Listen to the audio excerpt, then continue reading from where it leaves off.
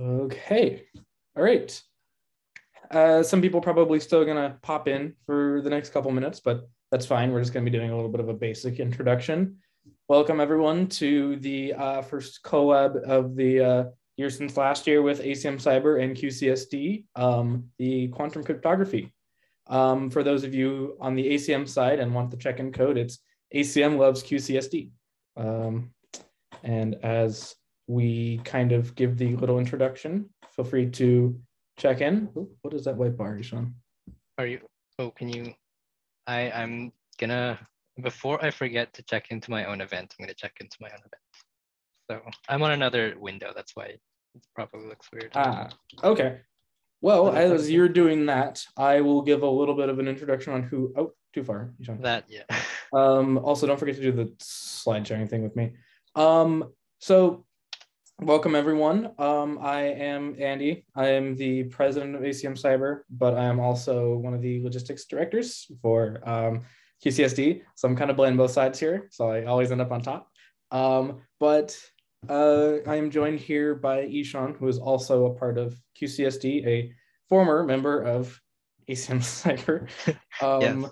who actually last time we gave this was giving it on the ACM Cyber side. And oh, how the turns have tabled. Yes, our beloved Matthew was giving the QCSD side. So yes, oh, how the turntables turntable. Okay. Do you have anything more you'd like to say, Ishan?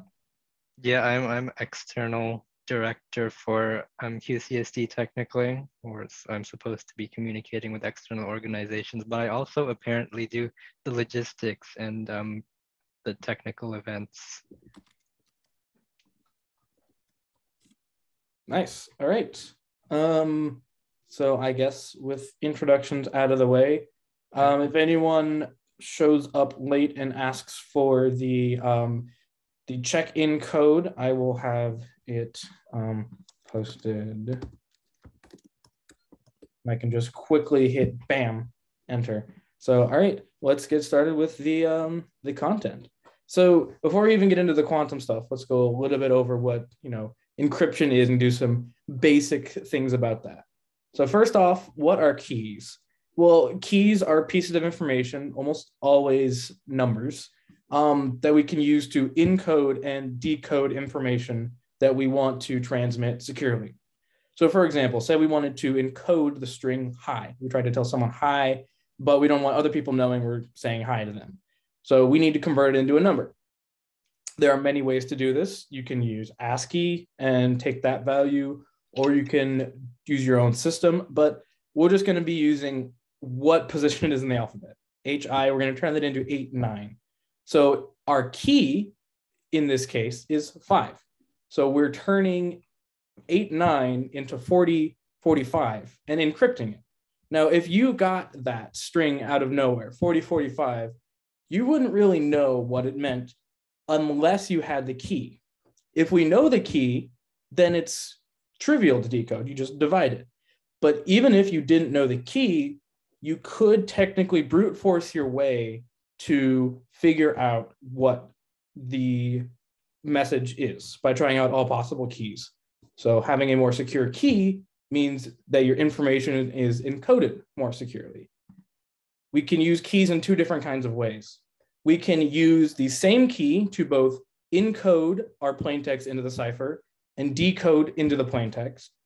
That is what we just did before, using one number to multiply.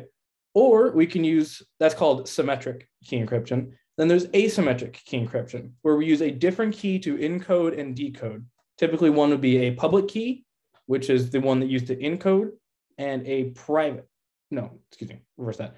And the private key, which we use also. So now we currently, most of the time, use RSA encryption. That is one of the more secure encryptions. That's what encodes, say, your banking information, stuff that goes across the internet, et cetera, et cetera. And it's based on the idea of you having two really big prime numbers. Now, we call those P and Q in this case. You multiply them together to get a really big number. We'll call this N. And the numbers are simplified in the diagram. But in that diagram, our product is 14. we use that product to generate our public key. And because we generate using that public key, we also need to generate our private key at the same time. Now, you can generate the public key with n, but you can only generate the private key if you also have p and q. Now, since they're really, really big prime numbers, I'm talking huge, it's pretty secure. The basic flow of it would be simplified in the diagram. Say we have our message, and that's encoded to 2. You bring that to some power, which is the public key. You bring it to the power of the public key, modulus, which just means remainder, for those of you who don't know, after dividing, modulus the n, the product. And that's our encrypted message. You send the encrypted message over using that same product, that same n. If you bring the number to your private key, you can reverse that and get the same message. Now, this is secure mostly because realistically, we're not able to factor these large prime numbers. They are huge and they would take enormously long amounts of time too. But in theory, quantum computers can do this really easily. So we've got something called Shor's algorithm, which was developed, and it provides quantum computers a way of factoring numbers a lot more efficiently. We've got the pseudocode up here, but to kind of summarize it, when you have the certain functions, you can, using a constant modulus, see a periodic behavior in it. And we included a graph of what that kind of looks like here. So what, in a sense, you're trying to do is you're trying to find the smallest number so that when you take the modulus, it equals 1. And that would be the points here, obviously with 0, but here and here and here. What it does is something that classical computers cannot do. It evaluates all points at once and uses the kind of qubits to find that lowest number. Now, I'm doing a bit of hand waving here because there is it's kind of a complex circuit, which involves some stuff that we're not going to be going over in this, but we will be going over it more in depth when we go to our Qiskit workshops. We'll be implementing them in one of those. So stick around if you are interested in actually implementing Shor's algorithm. But point being, with a quantum computer, it fundamentally breaks RSA. Now, RSA is asymmetric. Asymmetric is usually the safer option. However, when we get to the quantum key distribution, that is actually symmetric. So it's a bit backwards. One might think, oh, symmetric is less secure, but in this case, not so. Now, for those of you who are curious and know what this means, that's the time complexity for Shor's algorithm. It's kind of ugly. Usually you think like, oh yeah, O of n or O of log n or n log n. Nope, that is that beast. And the sieve method of the classical computing, which is at this point the most efficient method, doesn't look nicer either. But Shor's algorithm is pretty close to log n. So that's actually really efficient for factoring numbers. Now, I'll pass it off to Ishan for a little bit to talk about some of the basic quantum knowledge that you might need for this. Yep, okay, that's me. Also, I mean, regarding the previous slide, for Shor's algorithm, we generally just say the time complexity is log n, just to simplify it. But anyway, I'm gonna go a little bit into the quantum stuff that you need to know for this workshop. I'm not gonna go into too much detail about it because it's not the focus of the workshop. If you are more curious about it, we do have like 3 intro to quantum computing workshops at this point already on our YouTube channel. So yeah. Okay, first thing you need to know is the idea of superposition. So in classical computing, you can see in that diagram on the bottom, you have bits, right? And those can either be a 0 or a 1. And you know that if you say write a bit to be 1, it's just going to stay like that until you rewrite it. And then when you read it again, you know it's going to be a 1. It's completely deterministic, right? A qubit works a bit differently. So actually, instead of only being in 2 states, the state of the qubit has to be described as a linear combination of the 0 state and the 1 state, if that makes sense. That's some linear algebra terms. But basically, if you look at that diagram, it's the position of that point can be anywhere on that sphere, if you want to think about it geometrically. And then when you make a measurement on the qubit, and I'll talk later about what a measurement means in the context of this workshop, when you make a measurement on it, what you're going to read is that it will either be in the 0 state or the 1 state. So it will collapse to either of those 2 things. But unlike a classical computer, it's not deterministic. You don't actually know necessarily what it's going to collapse to before you make the measurements. Okay. Now, let's talk a little bit about light. So you might know that light is made of electromagnetic waves, right? So now these waves, it does its waving in a certain plane. So we could say it's polarized. So in this diagram over here, it basically has light that's polarized either vertically or horizontally like this.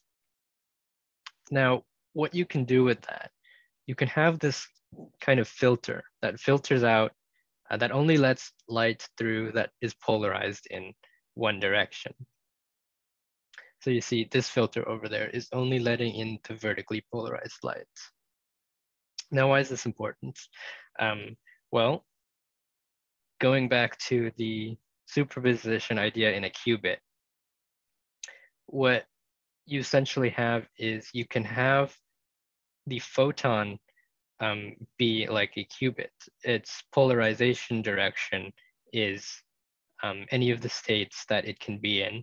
And the measurement you're making is when you put it through a filter and to see which direction it's polarized in. Okay. Okay, before we go forward, are there any questions on this? Yeah, someone had a question about the ket notation. Okay, ket notation. Yeah. I wouldn't worry about that right now. Ket notation, it's just in quantum physics, it's a way of representing the vector that is the 0 state or the 1 state. Our president, whenever he gives the intro workshop, has a pretty good analogy, so I will use that. So it's like flipping a weighted coin. Your 1 and 0 are basically heads and tails. When Ishan had mentioned linear combination, that's like saying, okay, your alpha and your beta are your probability chances that you're going to get a heads or you're going to get a tails. It might not be 50-50. For a normal coin, it will be because it's fair. But in terms of qubits, we can use some quirks with the quantum particles, the qubits, to force them to be something that's nicer and make it not be as random. And we will get into that in just a second. Yeah. Is there any more questions on that? Someone, yeah, I think someone is raising their hand. Yeah. Yeah, can you hear me? Yes, I can hear you. Okay. Yeah, I'm just wondering about the filter that you talk about. Okay. How does the speed of the way that it reads it compared to classic computers that we have today, like just reading the ones and zeros in binary? Okay, that's a good question. I actually don't know the answer to that. I don't think it's I think it's just like a really, really well designed filter. Like you have polarized sunglasses that can polarize light. Like if you look at a TV and you turn your head to the side, all the light it'll just be a blank screen. I think it's just a really expensive version of that they used that essentially allows no light in the other ways. The detectors at the end, um, that's a hardware question. We're not super knowledgeable on hardware because it's not as easy to get a hold of. Oh yeah. Essentially, it should be faster, right? Than just reading like a typical binary. In theory, I mean, maybe. I just don't know. In theory, but we can't give you an answer for sure. Next time we give this workshop, though, we'll figure out beforehand. Thank you. Our president Ben is here. If he maybe knows the answer. I'm not sure if I fully heard the question actually, but you asked about reading a qubit versus a classical bit.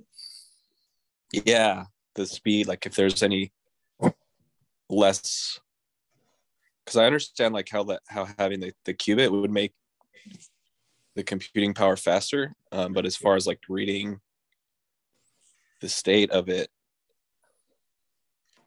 it seems like it would be the same speed. Yeah, I think maybe I get your question a little bit.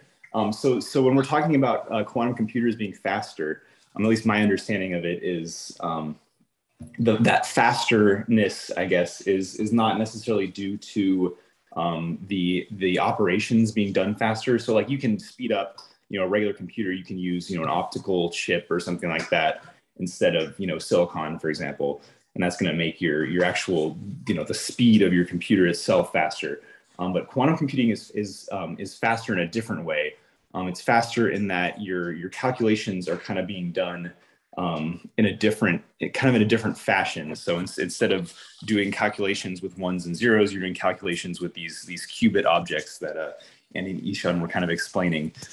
So that's what's going to make it faster. In fact, I think it might even be the truth that quantum computing itself is not even necessarily faster.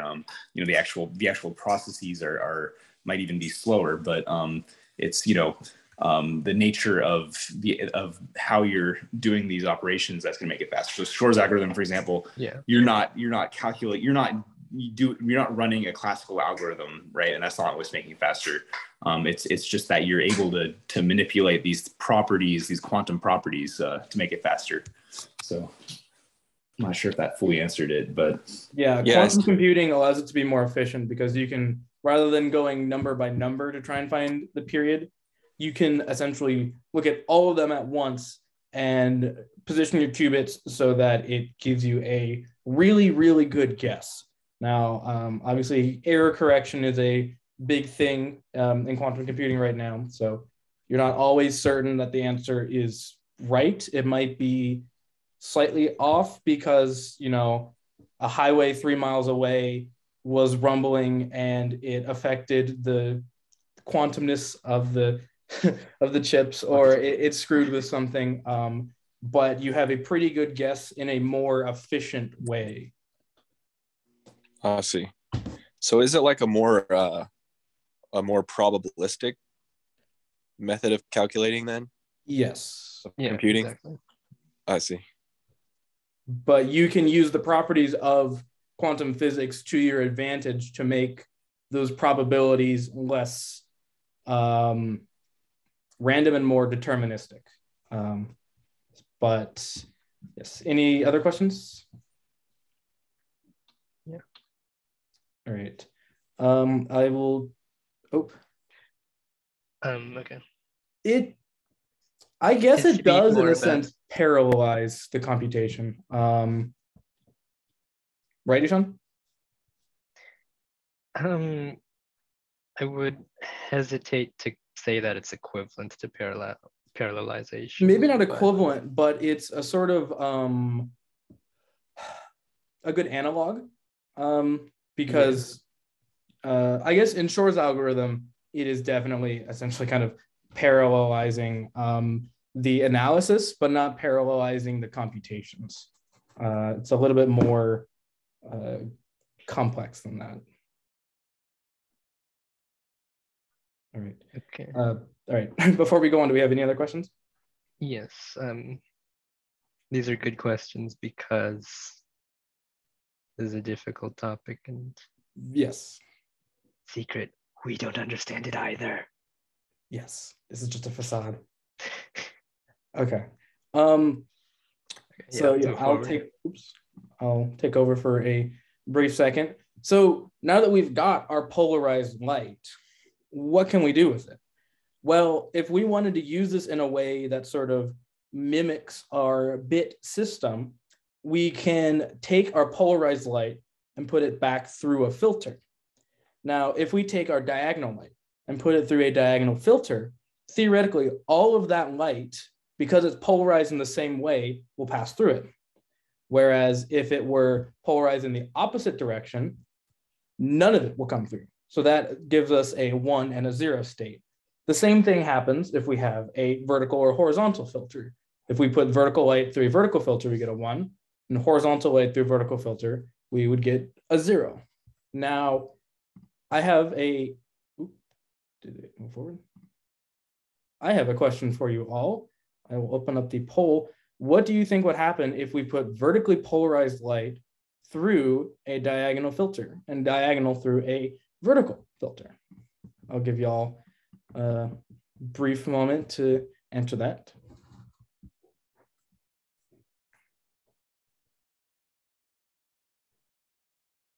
Okay. Whoever just answered, good job. 2 people got it right.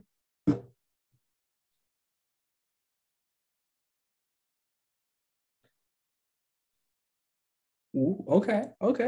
Seems like most of you are getting it right. One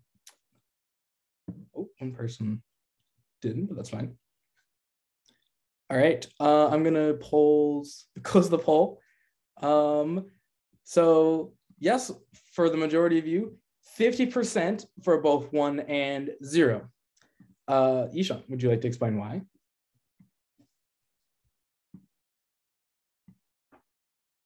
Ishan? Yeah, okay, I know I had to unmute myself. Yeah, so basically going back to the idea of the qubit being able to be in a state that is not just 1 and not just 0 when we're not observing it.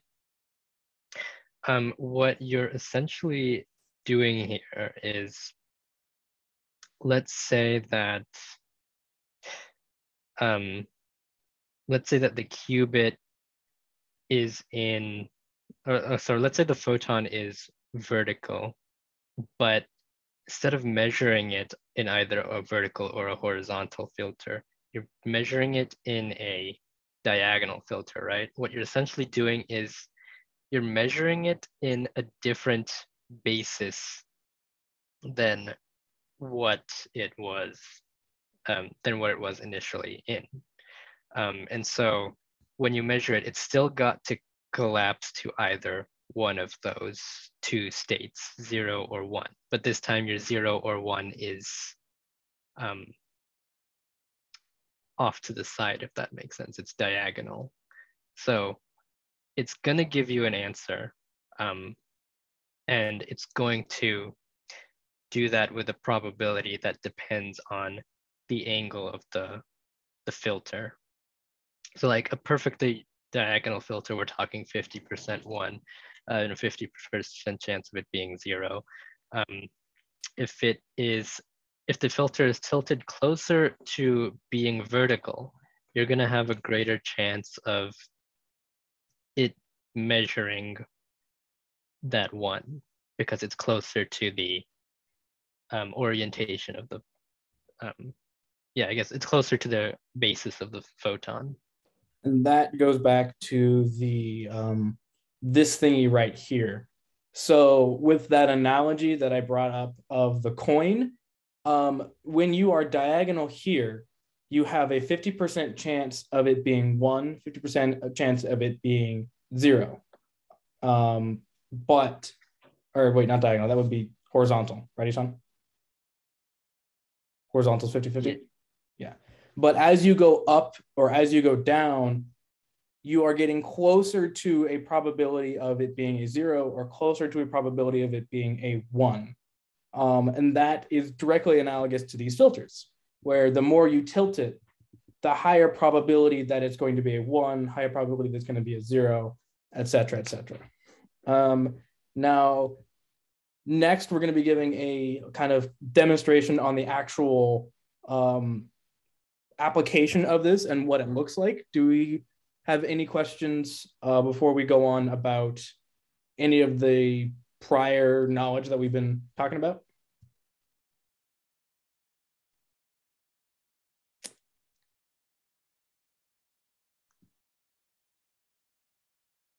Yes, Ishan?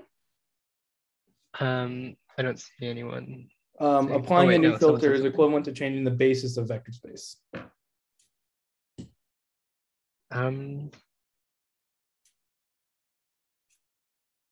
That's a good question. Ben, I would.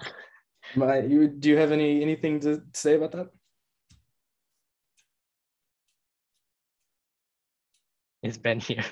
Sorry, guys. I was in a loud spot for a second. That is a fantastic question. I believe the answer is that's essentially it.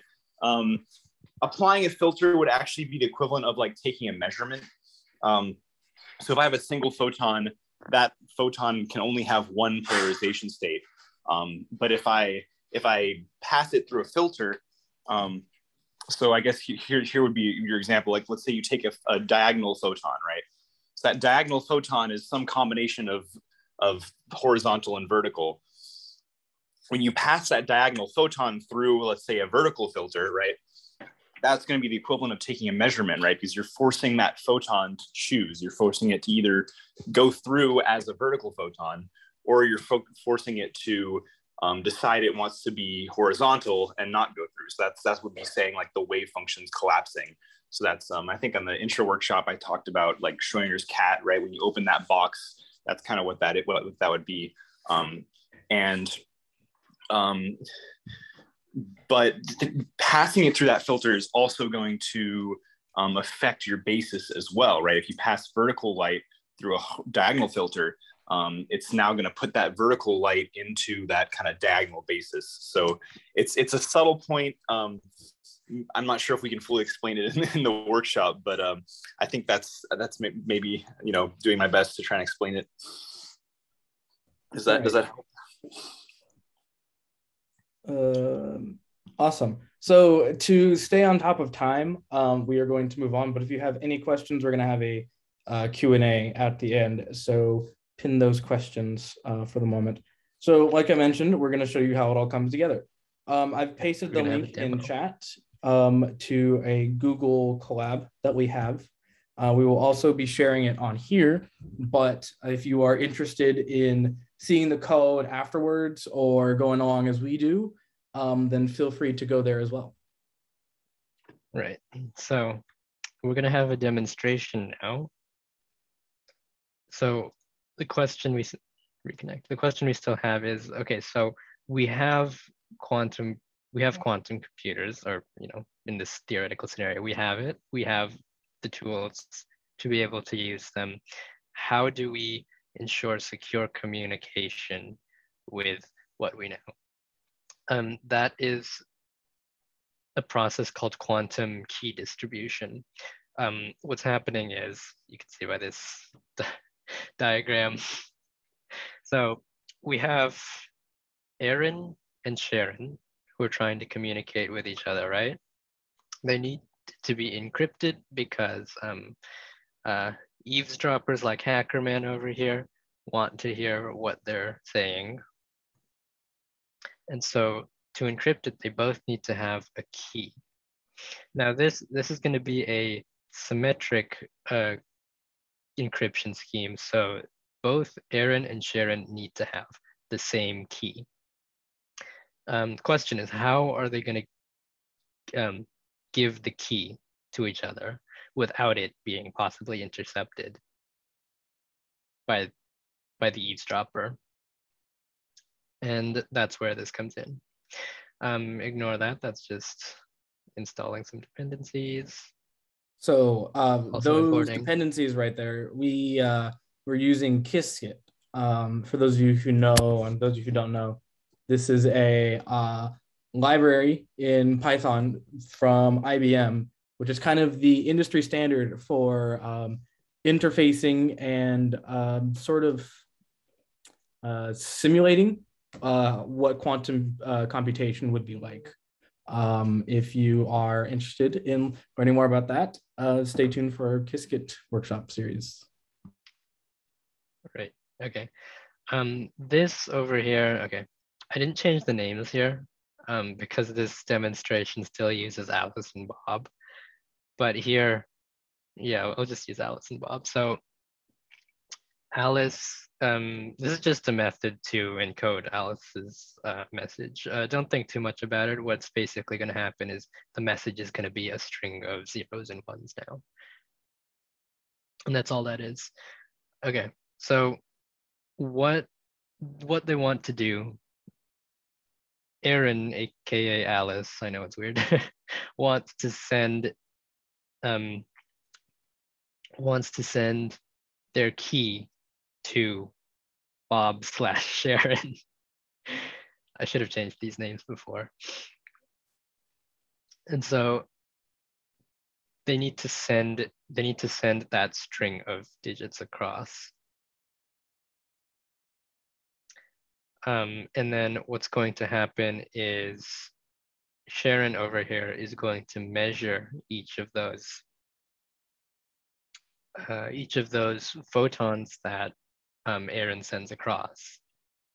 And is going to get either a 0 or a 1. The same with over here. And this is just a function to do that. Now, the key here is actually Aaron will be sending zeros and ones in the form of photons that are vertically polarized and vertically, horizontally, and diagonally polarized in both directions. And Sharon is actually not supposed to know which filter to use on each photon. When she measures the photons that are sent over, she's going to make a guess on which filter to use on each photon. So as you can see here, she uses a vertical filter on a vertically polarized photon. She's going to get a 1. That last one over there uses a diagonal filter on a diagonal photon. And since the way I drew it, that is going to get a 0. That middle one, however, she used a vertical filter to measure a diagonal photon. She is going to get either a 1 or a 0 with a 50-50 chance, as we saw earlier. The discard thing, I'll get back to that later. So Aaron's going to send across all his photons. Sharon's going to make guesses on the filters and measure those photons. Now what they're going to do, Aaron knows which filters he used on the photons. He is going to share that list with Sharon. And then what Sharon is going to say is, okay, well, I guessed these ones right. I did not guess these ones right. The ones she did not guess right, she is going to discard. They're both going to discard those wrongly guessed photons. And then what they're going to have left is the photons that they did have match. So in this case, we discard these ones. The final string is going to be 1, 0, 0. Now it's actually okay that Aaron is sharing the which filters he used across to Sharon, as we'll get to later, because even if the bad guy intercepts that list, that is useless to them unless they also intercepted every single photon. And as we'll get to later, there's a problem for the bad guy if they try to intercept every single photon. Okay. Yeah, and this method right here, it's just gonna discard the incorrectly guessed bits. And I'll get back to this method a little later, but basically what this is this is a method that Aaron and Sharon can use to make sure that actually no one intercepted their photons. And again, I'll talk about that later. So this then would be the entire algorithm. Alice generates her bits. And then she records which bases they're measured in, aka which filters. And then Bob over here on the other end is going to decide which filters to measure in. Okay, this just prints those out.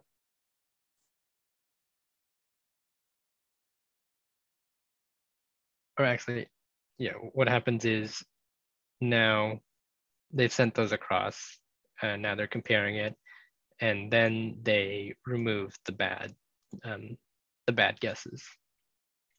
And then just to print them out over here,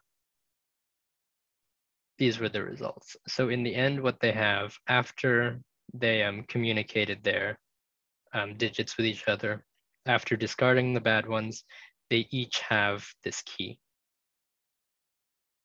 As you can see, they are the same key, or they should be. Yes, they are. That would have been embarrassing if they weren't. Okay, and it says, yeah, the samples do match each other. All right, these are their whole keys. Okay, so that seemed to have worked, right?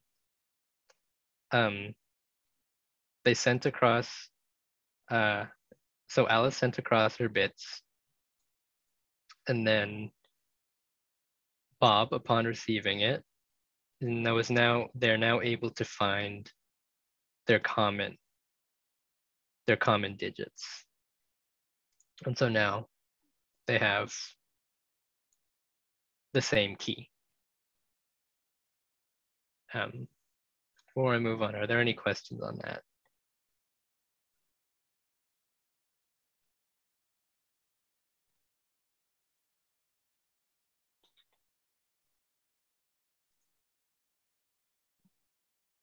Now, this is very complex. So if we lost you guys anywhere, let us know and we can go back and explain it a little bit more in depth.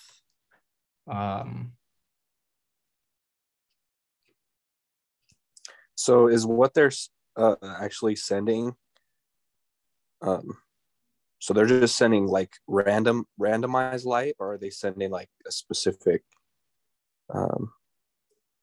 the specific pattern of light, and then the filter is receiving that based on the key? It is, yeah, so it is best for it to be randomized.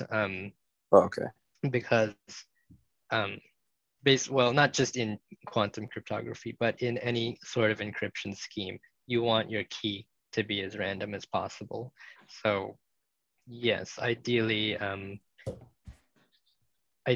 Alice is sending over a random string of digits, string of zeros and ones in the form of photons, which are also randomly polarized in either the horizontal direction or the diagonal direction. And a note on randomness, you can use quantum computers to generate truly random numbers. And we'll be doing that in our Qiskit workshop coming soon, trademark. So if you're interested in making a random number generator with a quantum computer, stay tuned. Yeah. And so basically what the point of this is that now both parties have a key that each of them didn't directly send over, if that makes sense. And now, okay, I'm gonna move on now. There is a malicious party here, right? The hacker man who wants to intercept the keys. And let's assume that they can do this. Let's assume that they can intercept every single photon and also intercept the filters that Aaron used. So because this happens, what's actually going to happen? So as Aaron is sending across the photons, the hacker man also does not know which filters he used. The hacker man is also going to have to guess which filters Aaron has used. And what this means is they're going to make some wrong guesses.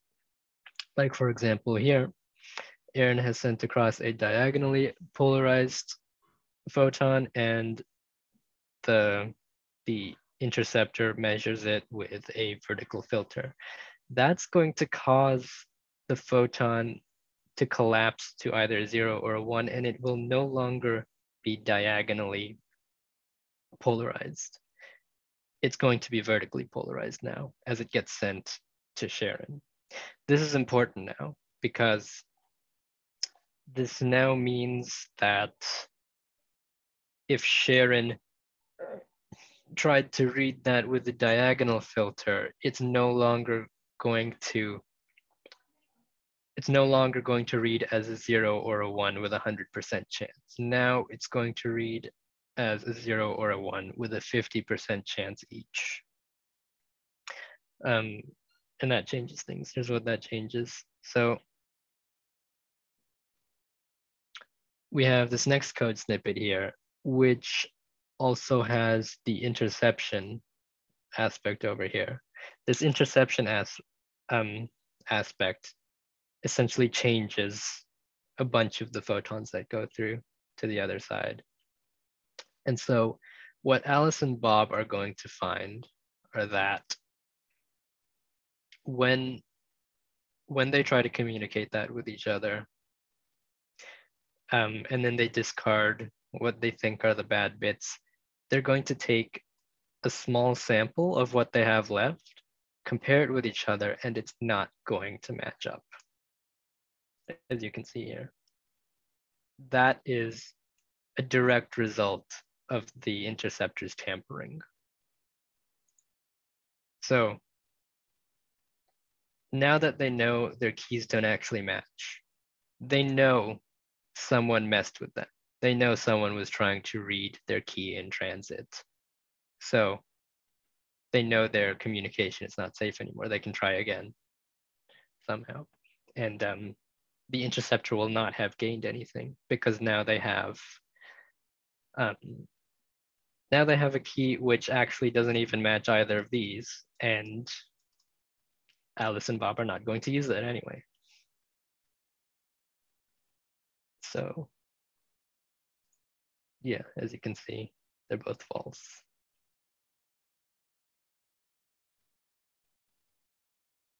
Yeah, that is the theoretical idea behind quantum key distribution, what makes it secure. You can transmit the key to someone else and automatically know if it has been tampered with or read.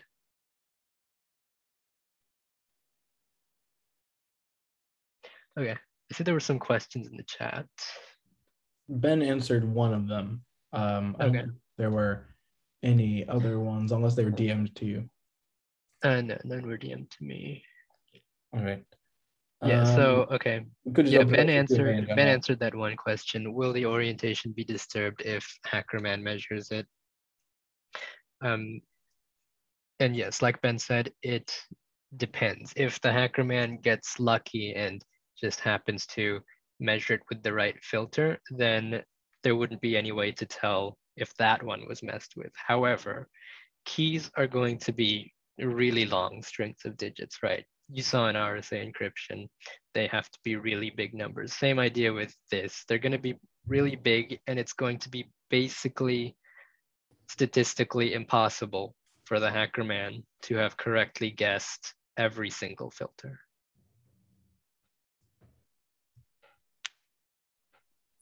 So when it sends the light and it's filtered, is it, because it's a probability, is it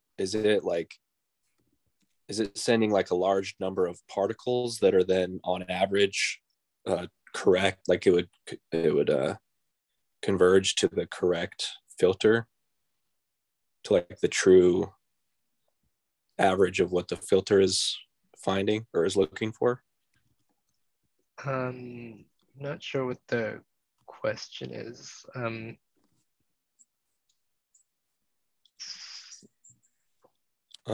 I guess so. Is it just reading like one particle that it's sending? Yeah, or yeah. Is... One particle. So okay. One photon, one measurement. So like one photon at a time. Think of it like that. Oh, I see. So what happens if it just like, if it's diagonal, but like it's because it's a 50-50 chance, the key doesn't work out. It doesn't read the correct binary string that it's looking for? Yeah, so that is, are we assuming no interception? Yeah, assuming no interception, yeah, okay. But it just isn't correct. That's what's going on here. After Aaron sends over all of the photons, they're going to compare which filters they used and then discard the ones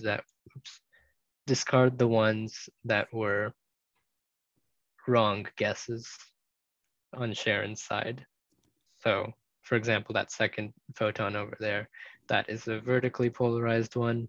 Sharon guessed and used the diagonal filter, which it shouldn't have been, so they're going to discard that. But at the end, they are both going to have a string of digits that are the same for both of them.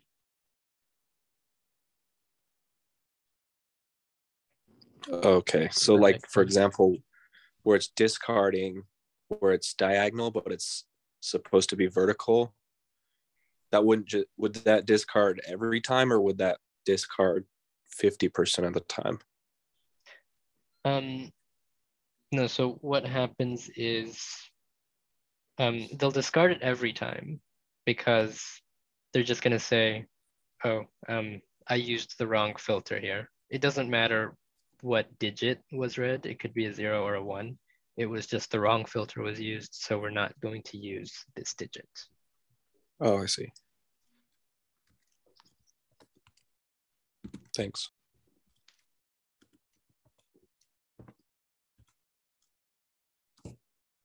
Okay, someone asked.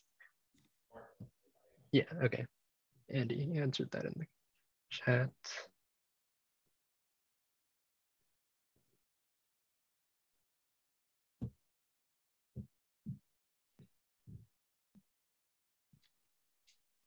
This is basically the end of our workshop, by the way. So yeah, pretty much from here on out. Want to keep answering questions. But before we do, like to just go to the slideshow, like present. We do have a GBM coming up this Friday, on January 15th at what time again? I forgot to put the time. Should be 4 to 5. And I've got a poll about it. So are y'all going to our GBM this Friday? I got one yes. Hey, everyone's going. Hey, this poll seems rigged. The game was rigged from the start. You're talking about. One person couldn't bother answering or didn't want to answer the poll so badly they just left. That's cheating the system. But okay. Yes. So this Friday, January 15th, is our GBM. You can learn about what we've got up for the rest of the quarter, and as including a hackathon that we're likely going to be doing. Signups for that. The MIT IQ hack, right, Ishan? Yes, I can. As well as we'll be sending out our staff applications. So if you are interested in becoming a part of, helping out with QCSD, be sure to be on the lookout for that. I've got nothing to push for ACM Cyber, but we do have this recording will be on YouTube. We'll post it onto both the ACM Cyber and the QCSD Discords. And it'll be on the ACM, I don't know if it'll be on the ACM or the QCSD, but regardless, the recording will be posted on Discord. But the next event for ACM Cyber is next week on around the same time. Will be our introduction to CTFs, I believe. So be on the lookout for that. So if you want to stay connected with us, right side is all of the QCSD socials, left side is all of the ACM Cybers. And I will stop the recording. Thank you for those of you who are watching this online. And thank you for everyone who is here. If you don't have any questions, or if you're not interested in hearing other people's questions, this is the end. Thank you.